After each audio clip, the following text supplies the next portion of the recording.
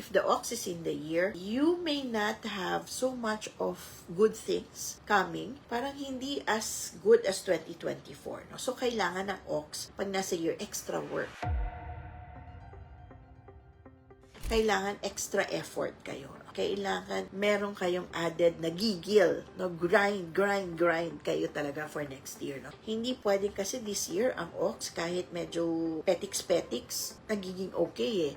But for next year, pag hindi ka magtrabaho, wala ka talagang pera for next year, no? So, this is in the year, okay? Medyo grind ka talaga for next year, no? Be careful of mental problems, no? So, protect yourself from your triggers and aggressors. Kasi ito yung makakalaban mo, no? Yung mga hindi mo ine-expect, no? Na mga problema yan na ibibigay sa'yo. But only that for the year, no? There will also be, for the year, there might be some relatives that pwedeng mawala, no? So, it could be elder relatives or medyo malayo. Mga aunties, mga titas, mga ganyan. Pag ang ox ay nasa year, okay?